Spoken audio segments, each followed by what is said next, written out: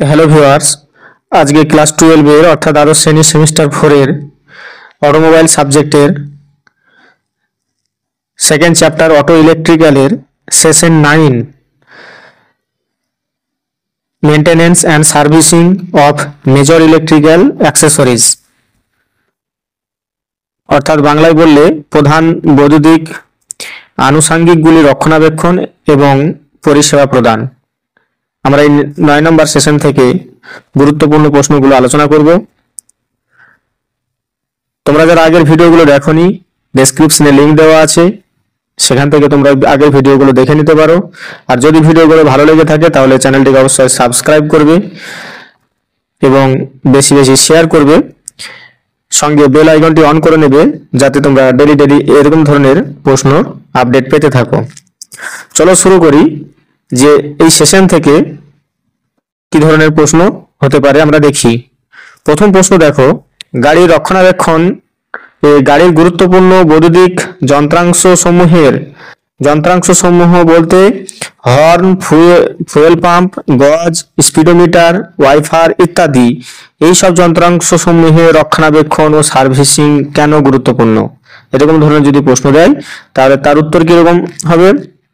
দেখো যে গাড়ির বৈদ্যুতিক অ্যাক্সেসরিজগুলো সঠিকভাবে কাজ করলে গাড়ির নিরাপত্তা ও আরাম নিশ্চিত হয়। নিয়মিত রক্ষণাবেক্ষণ ও সার্ভিসিং এর গুরুত্ব।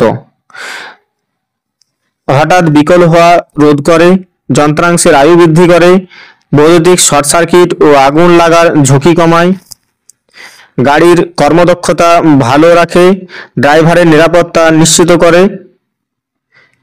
সার্ভিসিং এর এগুলো হচ্ছে গুরুত্ব। এরপরে দ্বিতীয় নাম্বার প্রশ্ন দেখো যে প্রতিটি সার্কিটের সরল ডায়াগ্রাম, টেক্সট ডায়াগ্রাম করতে বলেছে। তাহলে প্রতিটি সার্কিটের যেমন ডুয়েল হর্ন অ্যাসেম্বলির ডায়াগ্রাম, টেক্সট ডায়াগ্রাম দেখো, ব্যাটারি, তারপরে হবে ফিউজ, তারপরে রিলে, তারপরে হর্ন সুইচ, তারপরে ডুয়েল হর্ন, তারপরে গ্রাউন্ড, তারপরে electrical fuel pump, battery ignition switch, relay, তারপরে হচ্ছে ফুয়েল পাম্প, গ্রাউন্ড। তারপর 3 নাম্বার হচ্ছে ইলেকট্রিক্যাল ফুয়েল গজ সার্কিট। এর মধ্যে আছে দেখো balancing coil type. Balancing coil type হলে এখানে ব্যাটারি ইগনিশন সিস্টেম, তারপরে কয়েল এ, কয়েল বি, তারপরে সেন্ডার ইউনিট, তারপরে গ্রাউন্ড। আর থার্মোস্ট্যাটিক টাইপ যদি হয় তাহলে ব্যাটারি ইগনিশন হিটার কয়েল আর বাইমেটাল স্ট্রিপ, সেন্ডার, তারপরে গ্রাউন্ড। এরপর দেখো oil pressure gauge balancing coil, battery ignition system, ground coil, pressure sending unit আর হচ্ছে গ্রাউন্ড। এগুলো তোমরা একটু ভালোভাবে দেখে নেবে। এইভাবে দেখো অনেকগুলো ডায়াগ্রাম দেওয়া আছে, সেখানে এগুলো তোমরা একটু নোট করে নেবে। এরপরে দেখো 3 নম্বরের প্রশ্ন, বিভিন্ন যন্ত্রাংশের ত্রুটি, কারণ ও প্রতিকার। বিভিন্ন যন্ত্রাংশের ত্রুটি, কারণ ও প্রতিকার। যেমন 1 নম্বর হচ্ছে যে ডুয়েল হর্ন অ্যাসেম্বলি। যেমন দেখো যদি প্রথমে যদি ত্রুটি যদি এরকম হয় যে হর্ন বাজে না, তাহলে তার কারণ কি হতে পারে? ফিউজ কাটা হতে পারে, রিলে নষ্ট। তার প্রতিকার কিভাবে, সমাধান কিভাবে করবে? ফিউজ বা রিলে বদলাতে হবে। একইভাবে যদি শব্দ দুর্বল হয় তাহলে ব্যাটারির চার্জ কম আছে ধরে নিতে হবে কারণটা, এবং তার প্রতিকার হচ্ছে ব্যাটারি চার্জ করা। ক্রমাগত বাজে, দেখা যাচ্ছে হর্ন বেজেই যাচ্ছে, এরকম ধরনের তোমরা হয়তো কখনো গাড়িতে দেখেছো, 4 চাকাতে বা মোটরসাইকেলে দেখেছো। তাহলে তার কারণ হতে পারে যে সুইচ শর্ট হয়ে আছে, তাহলে প্রতিকার হতে পারে সুইচ ঠিক করা। এরপরে দেখো ইলেকট্রিক্যাল ফুয়েল পাম্প ত্রুটি, কারণ ও প্রতিকার। যে পাম্প কাজ করছে না, তার কারণ কি হতে পারে? ফিউজ, রিলে খারাপ হতে পারে, বা ফিউজ। আর প্রতিকার কিভাবে করবে? সমাধান হচ্ছে ফিউজ আর রিলে বদলানো। এই ত্রুটিগুলো একটু দেখে নেবে। একইভাবে ফুয়েল গজের মধ্যে কি হয় যে ভুল রিডিং দিচ্ছে, এমনও হতে পারে। তারপরে একদম কাজ করছে না, এরকম ধরনের যদি ত্রুটি হয় তাহলে তার কারণটা কি হতে পারে এবং তার সমাধান এখান থেকে দেখে নাও। এরপরে অয়েল প্রেসার গজ শূন্য রিডিং দিচ্ছে, ওঠানামা করছে, তার কারণ হচ্ছে কি? শূন্য রিডিং যদি দেয় তাহলে সেন্ডার নষ্ট আছে, প্রতিকার হবে সেন্ডার বদল। আর ওঠানামা করছে তার মানে হচ্ছে ঢিলা সংযোগ আর হচ্ছে কানেকশন টাইট করা। এরপরে আছে টেম্পারেচার গেজ, ইলেকট্রিক্যাল স্পিডোমিটার, তারপরে টু স্পিড হুইপার, এগুলোর কারণ, ত্রুটি, কারণ এবং প্রতিকার তোমরা একটু নোট করে নেবে। এরপরে সবগুলো আমি বলছি না। এরপর 4 নম্বরের প্রশ্ন দেখো যে বৈদ্যুতিক এক্সেসরিজে রক্ষণাবেক্ষণের গুরুত্ব। দেখো যন্ত্রাংশের আয়ু বৃদ্ধি করে, রক্ষণাবেক্ষণ করছি মানে কি সেই জিনিসটার যত্ন নেওয়া হচ্ছে, তার মানে কি আয়ু বৃদ্ধি পাবে, হঠাৎ বিকল হওয়া রোধ করে, শর্ট সার্কিটের ঝুঁকি কমায়, গাড়ির নিরাপত্তা নিশ্চিত করে, গাড়ির পারফরমেন্স ভালো রাখে। এরপরে 5 নম্বর প্রশ্ন দেখো ডুয়েল হর্ন অ্যাসেম্বলি যদি বলে তাহলে ডুয়েল হর্ন অ্যাসেম্বলি কি? দুটি হর্ন একসাথে কাজ করে, রিলে দ্বারা নিয়ন্ত্রিত হয়, battery, fuse, relay, switched, horn, ground, এর একটা সার্কিট ডায়াগ্রাম দেওয়া দিতে পারো। যদি এরকম ভাবে ডুয়েল হর্ন অ্যাসেম্বলি কি যদি বলা হয় তাহলে এটার উত্তর হবে এতগুলো পয়েন্ট দিয়ে দেবে। তারপরে হয় কি শব্দ বেশি এবং পরিষ্কার হয় ডুয়েল হর্নে। এরপরে electrical fuel pump. Electrical fuel pump দেখো ইলেকট্রিক ফুয়েল পাম্প কি বিদ্যুৎ দ্বারা পরিচালিত হয়, ফুয়েল ট্যাঙ্কে কাছাকাছি বসানো থাকে, ফুয়েল ট্যাঙ্কে বা কাছাকাছি বসানো থাকে, রিলে ও ইগনিশন সুইচ দ্বারা নিয়ন্ত্রিত, ইঞ্জিনে নির্দিষ্ট প্রেসার জ্বালানি সরবরাহ করে। এরপর আছে ফুয়েল গজ। ফুয়েল গজ একটু আগে বললাম যে ব্যালেন্সিং কয়েল টাইপ আর হচ্ছে থার্মোস্ট্যাটিক টাইপ। এরপরে দেখো oil pressure gauge. Oil pressure gauge engine oil মাপা, ইঞ্জিন অয়েলের চাপ দেখায়, ব্যালেন্সিং কয়েল টাইপ গজ ব্যবহৃত হয়, সেন্ডিং ইউনিট চাপ বুঝে সিগন্যাল দেয়। এরপর হচ্ছে টেম্পারেচার গজ যদি বলা হয় টেম্পারেচার গজ সম্বন্ধে তাহলে ইঞ্জিন কুল্যান্ট তাপমাত্রা দেখায়, থার্মোস্টার টাইপ সেন্ডার ব্যবহৃত এবং ইগনিশন অন হলে কাজ করে। এরপর হচ্ছে 10 নম্বর হচ্ছে ইলেকট্রিক স্পিডোমিটার, গাড়ি গতি দেখায়, হ্যাঁ, ভেহিকেল স্পিড সেন্সর ব্যবহার হয়, ইলেকট্রিক্যাল সিগনেটার মাধ্যমে কাজ করে। এরপরে 11 হচ্ছে যে two speed window screen wiper, দুটি গতি লো ও হাই, সুইচ দ্বারা গতি নিয়ন্ত্রিত, হুইপার মোটর দ্বারা ব্লেড চলে, আর যে বৃষ্টির সময় দৃশ্যমানতা বাড়ায়। এইগুলি প্রশ্ন আসতে পারে বড় প্রশ্নের মধ্যে। এরপর আমরা এমসিকিউ আলোচনা করব। এমসিকিউ প্রশ্নের মধ্যে দেখো যে যানবাহনের বৈদ্যুতিক সিস্টেমে সুইচ ও রিলে পরীক্ষা করার উদ্দেশ্য কি?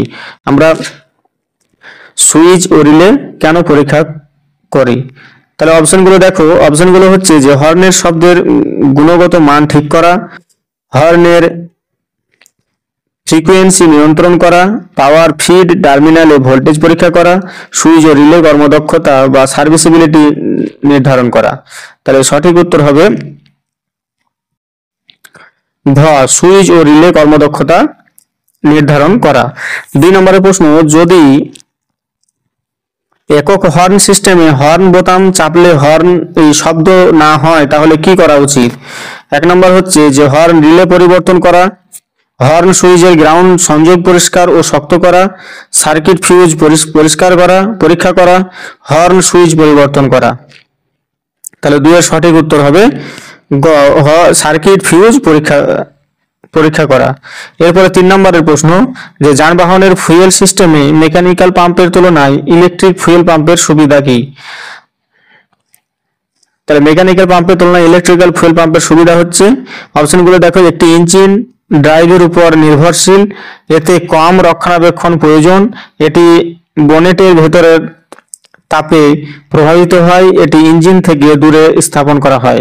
তাহলে 3 এর সঠিক উত্তর হবে ঘ, তাহলে এটি ইঞ্জিন থেকে দূরে প্রতিস্থাপন করা হয়। এরপরে দেখো 4 নম্বর প্রশ্ন ফুয়েল পাম্প বিকল হওয়ার প্রধান কারণ কি? অপশনগুলো দেখো যে ট্যাঙ্কে কম জ্বালানি থাকা, অতিরিক্ত জ্বালানি চাপ, আর উচ্চ অকটেন জ্বালানি ব্যবহার, আর ঘন ঘন অ্যাডিটিভ ব্যবহার। তাহলে কোনটা হবে সঠিক উত্তর? সঠিক উত্তর হবে 4 এর সঠিক উত্তর হবে যে ট্যাঙ্কে কম জ্বালানি থাকা ফুয়েল পাম্প বিকল হওয়ার প্রধান কারণ। এরপরে 5 নম্বরের প্রশ্ন। 5 নম্বরের প্রশ্ন হচ্ছে যে হর্ন সার্কিটে রিলের কাজ কি? হর্ন সার্কিটে রিলের কাজ কি? হর্নের শব্দ বাড়ানো, কম কারেন্ট দিয়ে বেশি কারেন্টের সার্কিট নিয়ন্ত্রণ করা, ব্যাটারি চার্জ করা, না হর্নের টোন পরিবর্তন করা। তাহলে সঠিক উত্তর হবে খ, কম কারেন্ট দিয়ে বেশি কারেন্ট সার্কিট নিয়ন্ত্রণ করা রিলের কাজ। ছয়ের প্রশ্ন যে কোন যন্ত্রটি গাড়ির বৈদ্যুতিক সার্কিটে অতিরিক্ত কারেন্ট থেকে সুরক্ষা দেয়? রিলে না ফিউজ না সুইচ না রেগুলেটর? তাহলে ছয়ের সঠিক উত্তর হবে খ, ফিউজ। এরপরে সাতের, ইলেকট্রিক ফুয়েল পাম্প সাধারণত কোথায় বসানো থাকে? ইঞ্জিনের উপরে, ফুয়েল ট্যাঙ্কের ভেতরে বা কাছাকাছি, ড্যাশবোর্ডের নিচে, ব্যাটারির পাশে? তাহলে সাতের সঠিক উত্তর হবে খ, ফুয়েল ট্যাঙ্কের ভেতরে বা কাছাকাছি। 8 নম্বরের প্রশ্ন, ফুয়েল পাম্প চলাকালীন অস্বাভাবিক শব্দ হওয়ার প্রধান কারণ কি? কম ব্যাটারি ভোল্টেজ না ফুয়েল ফিল্টার বন্ধ হয়ে যাওয়া, বেশি তেল থাকা না নতুন স্পার্ক প্লাগ বসানো? তাহলে 8-এর সঠিক উত্তর হবে যে ফুয়েল ফিল্টার বন্ধ হয়ে যাওয়া হচ্ছে ফুয়েল পাম্প থাকাকালীন অস্বাভাবিক শব্দ হওয়ার প্রধান কারণ হচ্ছে ফুয়েল ফিল্টার বন্ধ হয়ে যাওয়া। তাহলে সঠিক উত্তর হলো খ। এরপরে 9 নম্বরের প্রশ্ন যে হর্ন সার্কিটে গ্রাউন্ড সংযোগ খারাপ হলে কি সমস্যা হয়? হর্ন খুব জোরে বাজে না হর্ন কাজ করবে না না হেডলাইট জ্বলে জ্বলে উঠবে না ইঞ্জিন বেশি গরম হবে? তাহলে 9-এর সঠিক উত্তর হবে হর্ন কাজ করবে না। যদি গ্রাউন্ড সংযোগ খারাপ হলে হর্ন কাজ করবে না, খ হচ্ছে সঠিক উত্তর। এরপরে 10 নম্বরের প্রশ্ন, কোন ইলেকট্রিক ফুয়েল পাম্পের প্রধান সুবিধা? কোনটি ইলেকট্রিক পাম্পের প্রধান সুবিধা? ইঞ্জিন গতি অনুযায়ী কাজ করে না ইঞ্জিন থেকে আলাদাভাবে কাজ করতে পারে না বেশি তাপ তৈরি করে না বেশি ওজন হয়? তাহলে সঠিক উত্তর হবে 10 নম্বরের খ, হচ্ছে ইঞ্জিন থেকে আলাদাভাবে কাজ করতে পারে। 11 নম্বরের প্রশ্নের উত্তর হচ্ছে দেখো, রিলেতে কয়েল অংশের কাজ কি? রিলেতে কয়েল অংশের কাজ হচ্ছে যে অপশনগুলো দেখো, যে সরাসরি হর্ন চালানো না চৌম্বকীয় ক্ষেত্র সৃষ্টি করে কন্ডাক্ট চালু বন্ধ করা, ফিউজ লাগানো না ব্যাটারি চার্জ করা?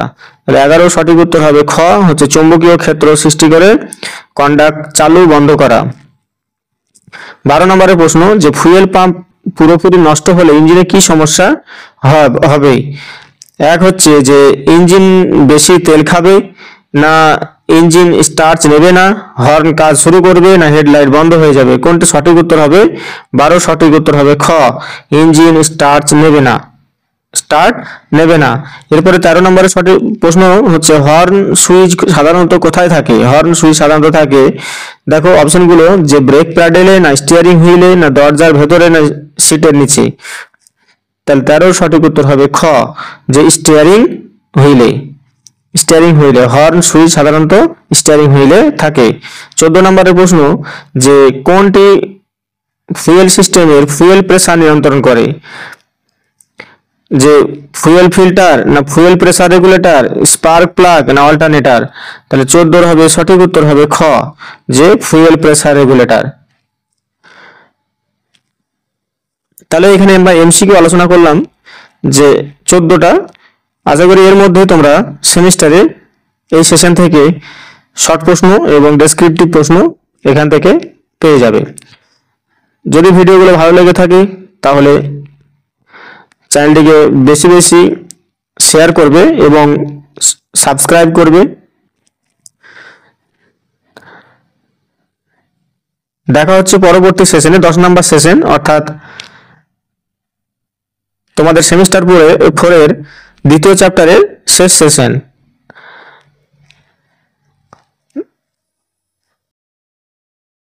যদি আগের ভিডিওগুলো দেখতে চাও তাহলে ডেসক্রিপশনে লিংক দেওয়া আছে, তোমরা সেখান থেকে দেখতে পারো।